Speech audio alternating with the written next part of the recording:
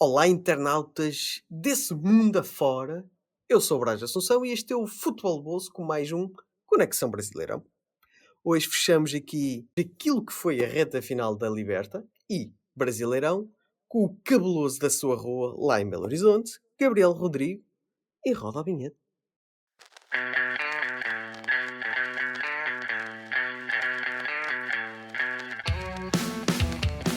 It's Alan Shearer. That's the way to finish it. Oh! Jardel e é o gol do Porto. É o gol do Porto no Estádio da Luz. Balotelli, Aguero. Que golaço do Bruno Fernandes! Que maravilha! Futebol de Bolso, um projeto do Brás Assunção.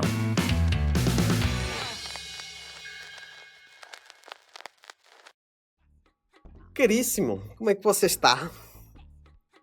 Tudo bem, Brás? Tudo certo por aqui? Tudo azul em BH? Tudo bem.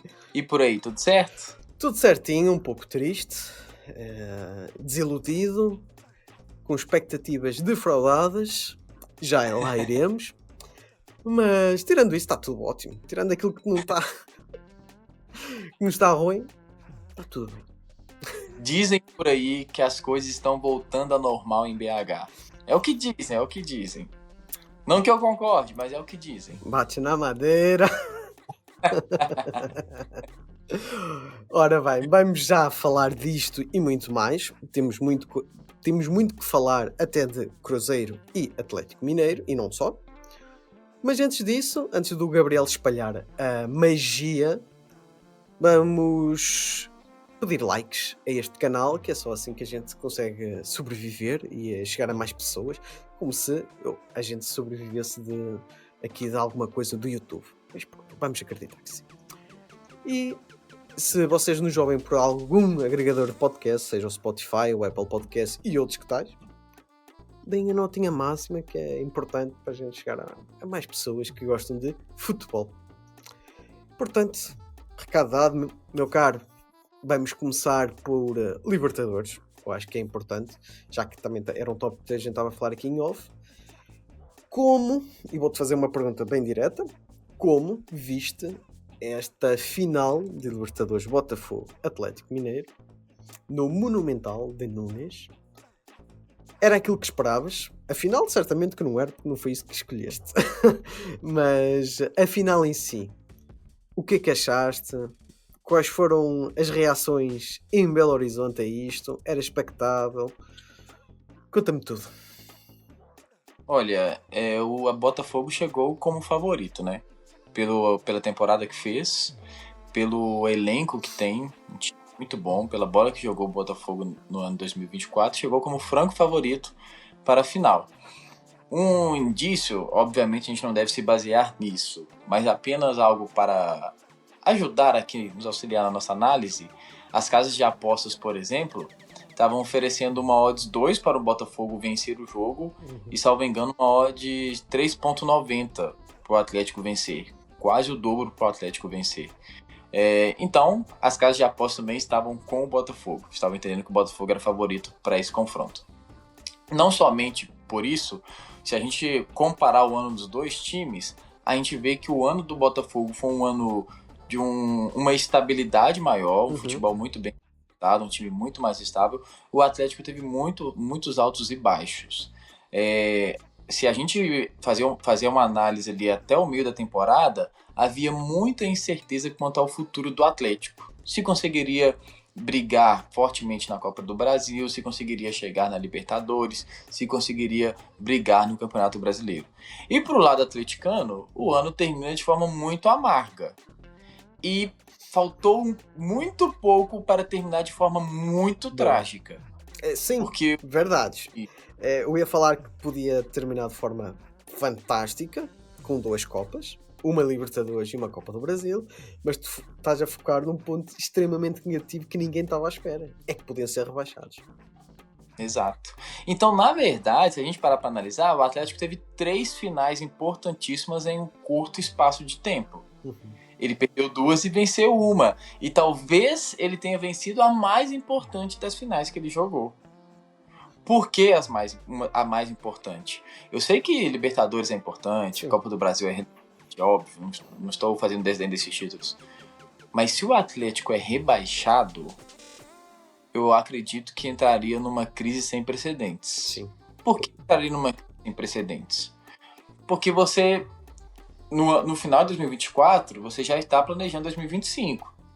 Já está trabalhando em orçamento, já está pensando ali em fechar patrocínios, você já está vislumbrando que tipo de jogador que você quer trazer para o próximo ano. E o Atlético tem uma folha salarial muito alta. Então imagina, você é rebaixado, tem que reduzir essa folha salarial muito mais pela metade. Certo. E outra coisa, os jogadores que você iria negociar por 100 milhões, você não vai mais negociar por 100 milhões. Você vai negociar por 60, por 70, porque os times sabem que você precisa vender, você não vai manter o jogador caro desse jeito. Claro. Então assim, seria um desastre. No jogo do Atlético contra o Atlético Paranaense, se o Atlético não vencesse, ele seria rebaixado. Se o Atlético Mineiro não tivesse vencido o jogo, ele seria rebaixado. Então o Atlético jogou 3 finais num espaço curto de tempo. Perdeu 2, ganhou 1. Mas se me atendo apenas à final da Libertadores, que eu acredito que seja o principal aqui, a sensação que tinha era de um Botafogo favorito, mas o atleticano na base do eu acredito, como sempre. Sempre. E era óbvio, era uma final de Libertadores, jogo único, tudo pode acontecer. E dias antes da final, houve um Atlético Mineiro contra o Botafogo, aqui na Arena Independência, estádio vazio, sem torcida, porque o Atlético foi punido, né? Sim. Perdeu alguns mandos de campos com torcida, pelos fatos que ocorreram na final contra o Flamengo. E aí o Atlético teve um jogador expulso, que foi o Rubens, aos 35 do primeiro tempo, salvo engano. Ou seja, a maior parte do jogo o Atlético jogou com 1 a menos e conseguiu segurar o Botafogo. O jogo terminou 0-0. E para mim, aqui está a chave da final. O Atlético se planejou para essa final para jogar atrás, para se defender e ferir o Botafogo nos contra-ataques. Quando o Botafogo tem um jogador expulso no primeiro minuto de jogo, essa dinâmica que o Atlético tinha planejado foi embora. Se altera completamente.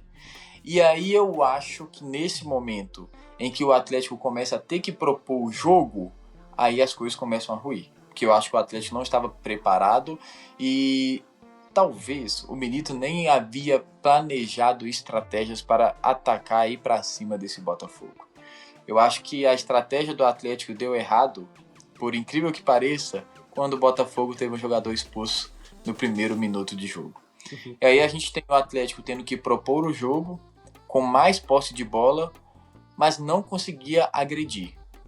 Não conseguia levar... Teve algumas finalizações do Hulk que levaram perigo, algumas fora da área, mas ficou por isso. E aí é engraçado, porque eu estava assistindo o jogo, e eu comentei com a minha esposa, Nicole, e ela é atleticana, assim que o Botafogo tem um jogador expulso, eu falei, o Galo vai ser campeão. O Galo não vai perder esse título. Jogadores tão experientes, tão acostumados a vencer, dar um vacilo desse? Não vai. Vai ser campeão. E, por incrível que pareça, era cerca de 35 minutos do primeiro tempo, o Atlético não tinha conseguido fazer muita coisa no jogo. E aí eu acredito que os jogadores do Botafogo começaram a acreditar cada vez mais. Até que o Luiz Henrique acha um gol, num bate-rebate ali na zaga atleticana, e dali em diante, acho que estava claro que não seria o jogo. Vai jogar 2 horas, 3 horas com 1 a mais, que o Atlético não seria capaz de vencer aquele jogo. Já falaste tudo. Escusamos de prolongar mais sobre aquilo que foi o resto do jogo, porque a partir desse momento o Atlético já corria atrás do prejuízo, e depois é feito o penalti. No início do segundo tempo o Vargas ainda reduz, mas aí já estava a arrumar contra a corrente e num contra-ataque mais uma vez. Onde é que eu já vi isto? Copa do Brasil contra o Flamengo acontece exatamente a mesma coisa. Num contra-ataque é, é a machadada final e lá vai um título Libertadores para o Atlético. Eu acho que é escusado a gente delongarmos aqui um pouco mais sobre aquilo que foi a final, toda a gente já viu, isto é mais um resumão. Parabéns ao Botafogo, já lá vamos ao Brasileirão, por esta final de Libertadores. Acho que jogou muito bem, acho que soube jogar muito bem e balancear aquilo que eram as expectativas, tendo em conta aquilo que aconteceu o ano passado no Brasileirão. O Arthur Jorge surpreendeu muito bem como lidou até com o estofo mental destes jogadores. E não há muito mais a dizer. Foi uma boa Libertadores, uma boa Libertadores, eu considero. Deixa um amargo de boca para os atleticanos, mas que sirva de aviso para aquilo que vai ser 2025. Tem a Copa Sul-Americana, né? Atlético e Cruzeiro jogam a Copa Sul-Americana de 2025. Então, qual prioridade darão para esse torneio, né? Vamos ver. Já sabemos que não é uma prova bem vista por qualquer time do Brasil. Vamos ver qual vai ser a prioridade, neste caso do Cuca, que é o novo técnico deste Atlético Mineiro. O que é que ele vai priorizar para 2025? Exato. Não sei se queres dar algum apontamento extra a esta Libertadores. Não, eu cravei que o Atlético iria à final com o Palmeiras. Foi pouco. Era aquele duelo, a gente falámos isto na altura, no último episódio. Tanto um como o outro tinha chances de se classificar. Desta vez foi o Botafogo que foi superior. E eles seguiram sempre, acho que posso dizer, sem muito precalço, até à final, até ao Monumental. E conseguiram levantar finalmente uma Libertadores para a equipa do antigo astro brasileiro, Garrincha. Foi um ano histórico, né, para o Botafogo. Apenas para fechar mesmo nossos comentários sobre a final, é só mencionar de forma breve a demissão do Milito, né? O Milito foi demitido logo em seguida. Para alguns pode soar estranho, como assim um técnico que chega em 2 finais é demitido? Para alguns pode ser demitido, mas eu acho que para além do resultado é importante também o como. Então, como o Atlético jogou as finais, como esse time foi preparado, as alterações que foram efetuadas, a gente comentou aqui em off. Você tirar Gustavo Scarpa no intervalo do jogo, precisando vencer, colocar Bernard, que até então, em 2024, não conseguiu jogar, foram algumas alterações bem questionáveis. Eu acho que realmente, se a gente pensar pelo como o Atlético jogou 2 finais, a demissão realmente era a decisão mais acertada. Então, apesar de parecer estranho, eu acredito que o Atlético acertou na demissão. Eu acredito que errou na contratação, no substituto. Eu entendo a relevância que o substituto tem frente à história do clube, mas não acredito como decisão acertada, pensando no aspecto social, mas também futebolístico. Claro. Eu acredito que você traz uma pressão para a sua equipe desnecessária. Eu acho que você já começa o ano sob desconfiança, sob questionamento de boa parte da torcida, porque aqui em BH a torcida está dividida. Muitos apoiam pensando no lado futebolístico, porque é um técnico vencedor, principalmente no lugar do Atlético. Mas muitos não apoiam por uma questão social. Então você já começa o ano sob desconfiança. Eu não acho que para um começo de trabalho, para uma reformulação de elenco que o Atlético com certeza vai precisar fazer, eu não acho que é uma decisão acertada nem no aspecto social, pensando em representatividade para a torcida, principalmente a torcida do Atlético que é muito engajada em questões sociais, e nem no aspecto futebolístico, pensando no futebol mesmo apenas. Eu não acho que é uma relação acertada, eu acho que dá para buscar opções melhores. Mas enfim, acho que isso é o que nós podemos comentar da final. Da Libertadores.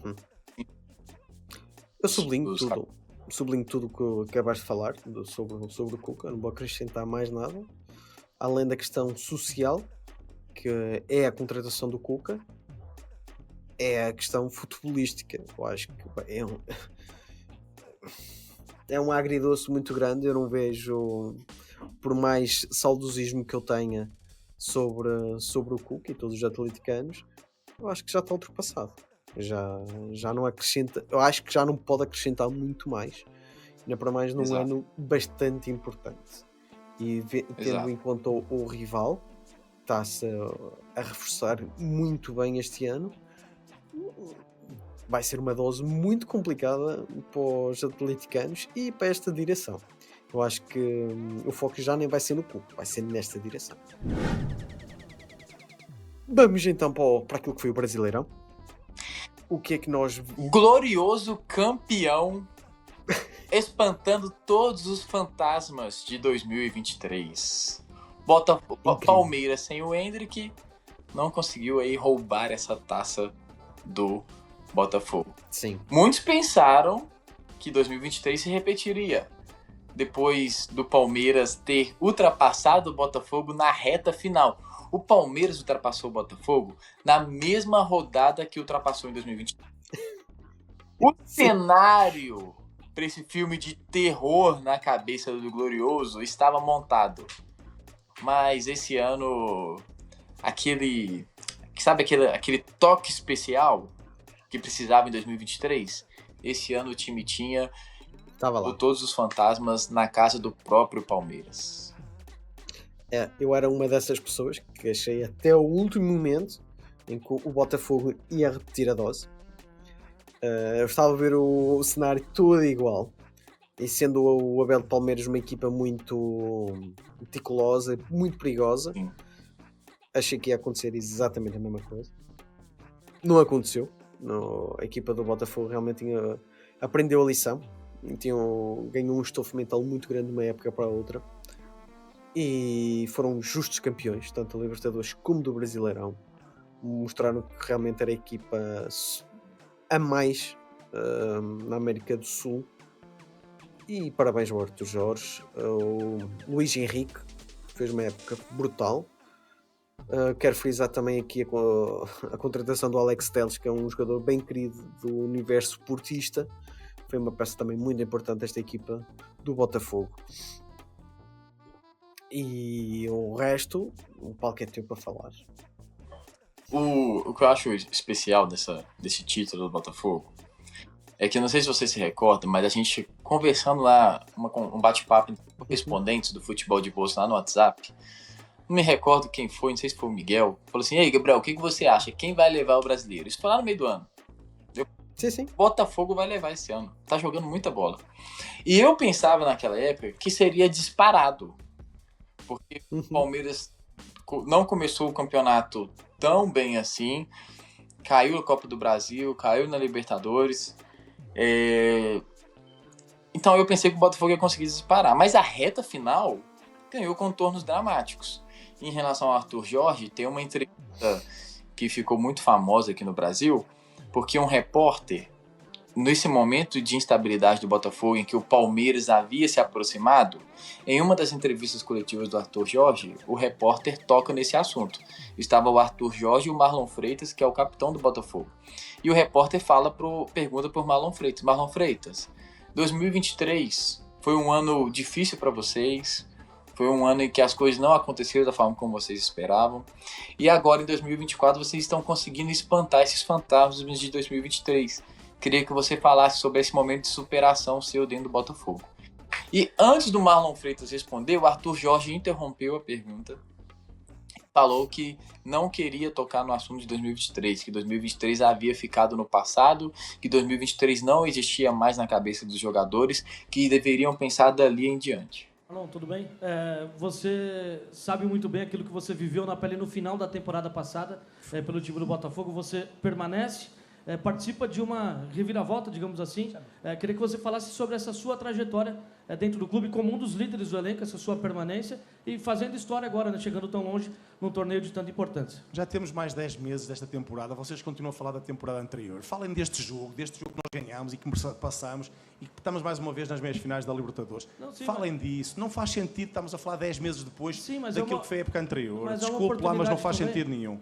Perdão, eu percebo a sua questão e posso até compreender qual é a curiosidade. Mas esqueça, não faça perguntas de agora, deste ano.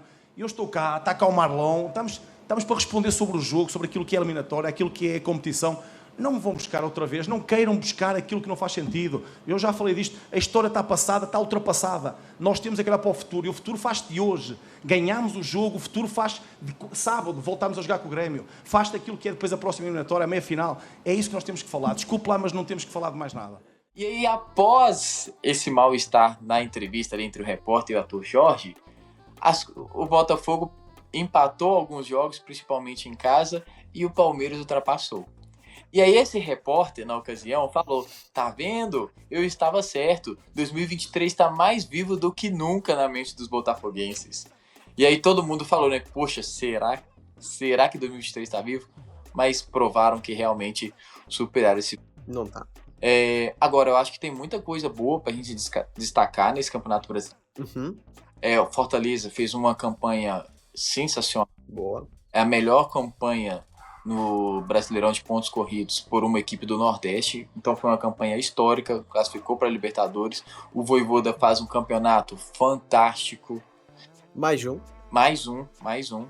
Esse é o tipo de treinador que era pro Atlético ir lá, paga a multa rescisória desse cara, traz esse cara para cá, entendeu? Porque é um cara que faz muito com pouco. E o Fortaleza vem bem reforçado, tá? Para o próximo ano. Tá fazendo boas contratações.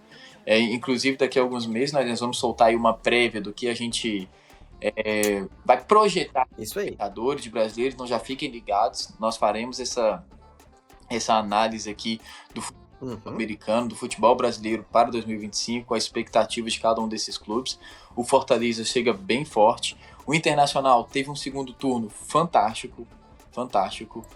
E dentre esses times, pensando no segundo turno, quem teve uma recuperação fantástica também foi o Corinthians, né? Passou o primeiro turno brigando para não cair e foi para a Libertadores, deixando o Cruzeiro fora da classificação. Não, foi uma transformação incrível. Por muita dor que tenhas,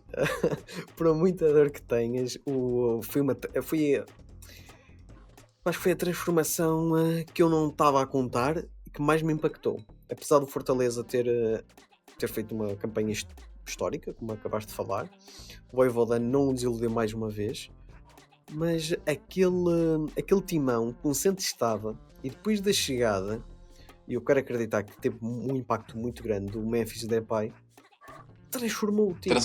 E depois também o Ramon, pronto, soube montar aquela equipazinha do Corinthians de forma a não sofrer muitos golos, mas lá na frente o Memphis desequilibrar e até, vamos ser honestos, foi um campeonato com pouco golo, porque quando temos aqui o Uri Alberto com 15 golos num campeonato brasileiro, acho muito, muito pouco. Sim. E para um campeonato muito extenso, com muitos jogos, acho 15 golos no melhor marcador muito, muito fraquinho. E o Uri Alberto não é um primor de avançado, mas conseguiu fazer reanimar as tropas e conseguiram fazer uma reta final de campeonato espetacular.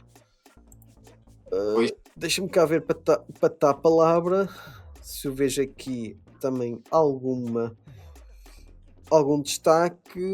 Se calhar o teu cabuloso também me surpreendeu porque eu não estava a contar que tivessem uma época boa. Eu considero uma época boa do Cruzeiro. Conseguiu-me surpreender nesse positivo, até porque chegaram à final de uma Sul-Americana. Foi uma época boa, mas que termina com um gosto amargo. Mas chegaram pela mudança de expectativa. Por quê? Para 2024 a gente não esperava muita coisa. Era brigar ali no meio de tabela para ficar longe da zona de rebaixamento. Esse era o objetivo. Mas nas primeiras rodadas, no primeiro turno, o Cruzeiro faz um primeiro turno de Campeonato Brasileiro excelente, brigando ali por G4, por classificação na Libertadores, ficando sempre ali entre os G6. Então a expectativa começa a mudar. O Cruzeiro começa a avançar na Sul-Americana. E assim, foi para a final da Sul-Americana, mas eu não considero um feito extraordinário, porque na minha opinião, o único time difícil que nós enfrentamos nesse trajeto foi o Boca Juniors. Libertad muito fraco tecnicamente, tá muito mal até no seu campeonato nacional. Então não era um time em boa fase. O Lanús fazia uma campanha terrível no campeonato argentino. Tanto é que no primeiro jogo da semifinal, Cruzeiro e Lanús, aqui no Mineirão, eu assisti o jogo e depois daquele jogo eu decidi que eu não assistiria mais nenhum jogo do Cruzeiro naquele. Eu lembro disso.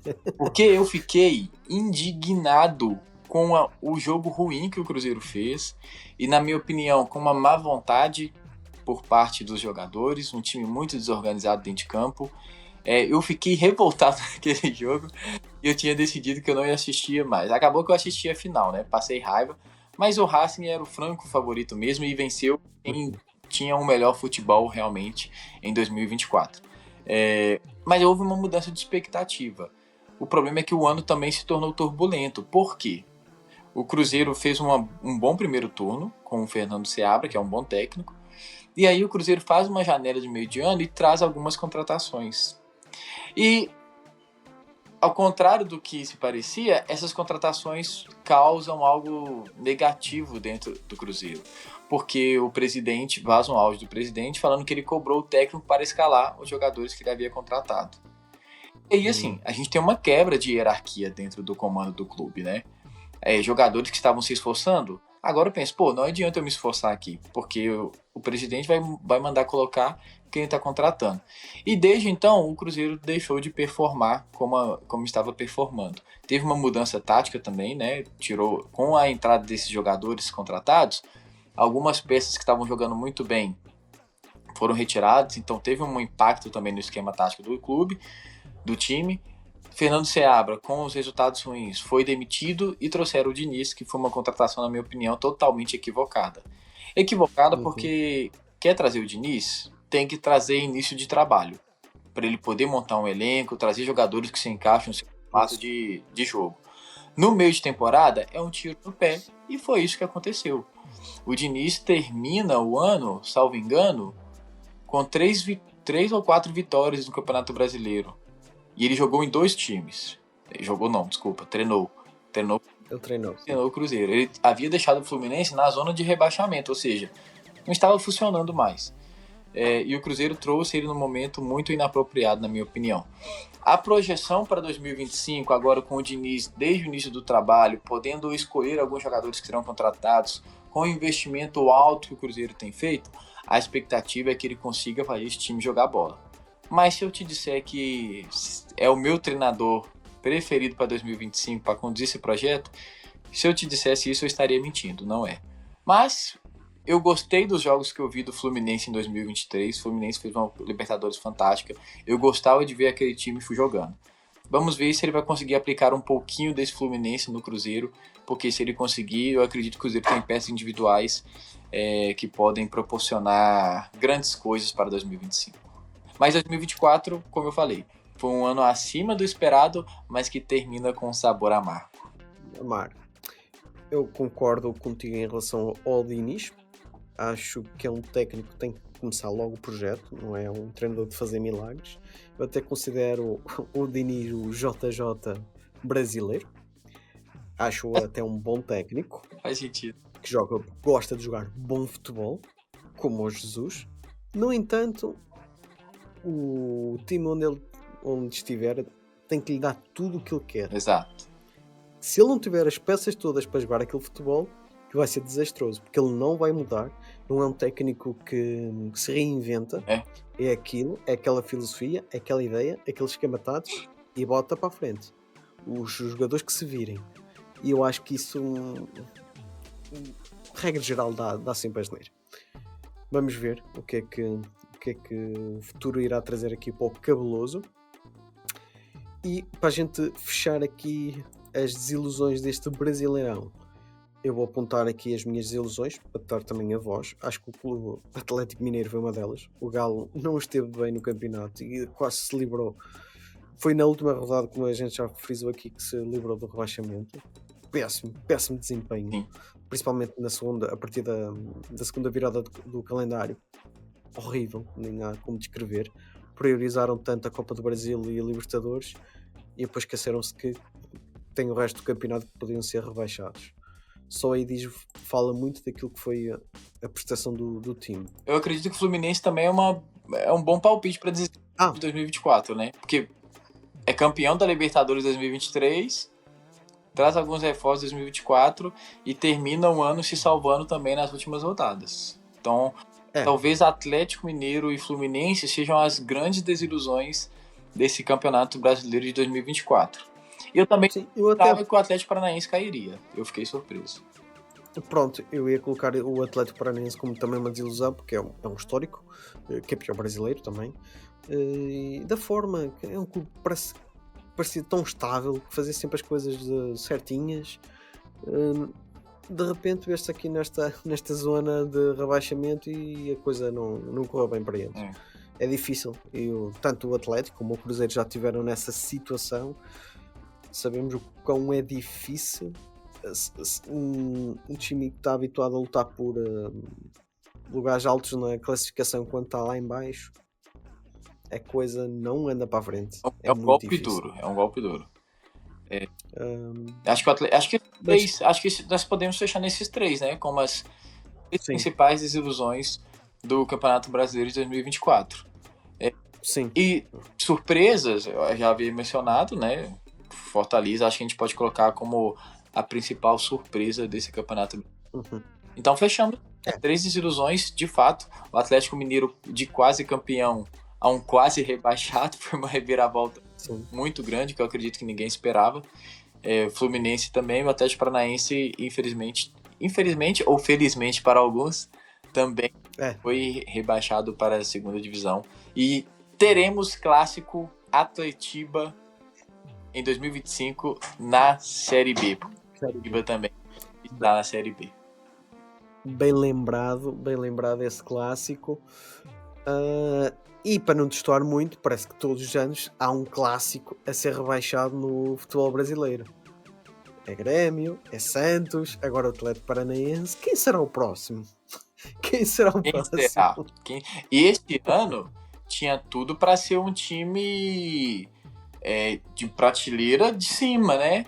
Alta. Fluminense, Atlético, Mineiro. O Grêmio ficou ali um bom tempo brigando. O Corinthians ficou ali um bom tempo brigando. Sim. No fim das contas, foi um time grande também, mas que para mim não está na prateleira mais alta do Campeonato Brasileiro, que é o Atlético Paranaense, mas obviamente é um time grande também.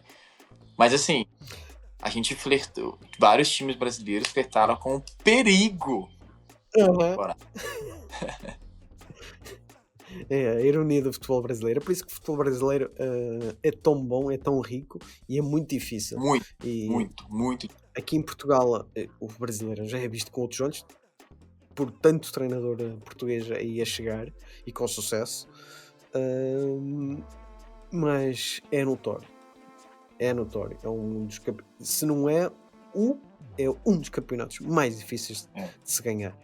Porque não é um candidato, são vários candidatos, além de que há muita oscilação. Exato. Não adianta ter o peso da camisola, não interessa ter tanto título na prateleira, é jogando. E isso faz parte, Brás, só para que os nossos ouvintes entendam por que o Campeonato Brasileiro tem essa disputa tão acirrada, e aqui se fala até em clube dos 12, ou seja, são 12 times grandes ali brigando.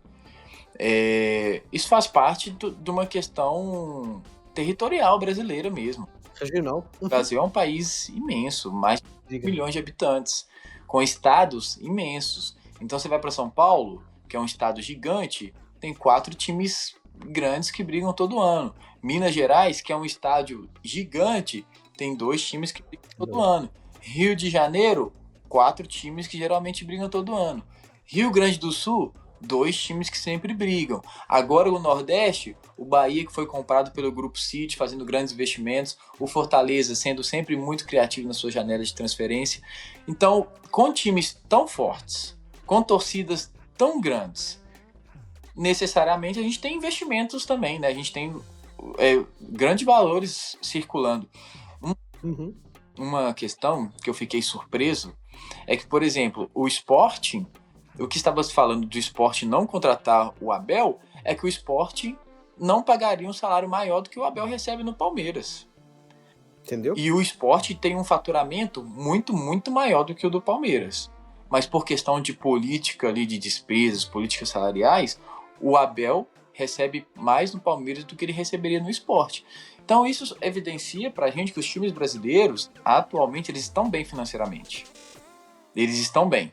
Então isso faz com que eles consigam fazer contratações, melhorar suas equipes e consigam disputar em igualdade com as grandes equipes aqui, né, com o Flamengo. Sim. São times com maiores torcidas.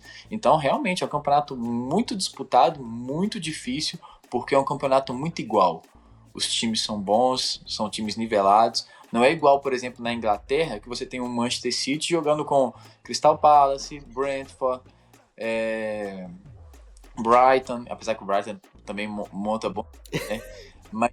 Mas sim, eu entendo onde quer chegar. Não existe um Manchester City no futebol brasileiro. Não existe um Liverpool no futebol brasileiro. Não existe. Existem, talvez, vários Tottenhams. Credo. Aí nenhum ia ser campeão, né? Ia ficar sempre batendo na trave ali. Mas, enfim, não existe um Manchester City no futebol brasileiro. Não existe. Então eu vou adaptar a tua fala, que eu acho que é isso que queres dizer. Existe no futebol brasileiro o Manchester City, o Liverpool, o Manchester, mas para todos os grandes da Primeira Liga existe mais 4 ou 5. É como se fosse um Manchester City e um Liverpool para cada estado brasileiro.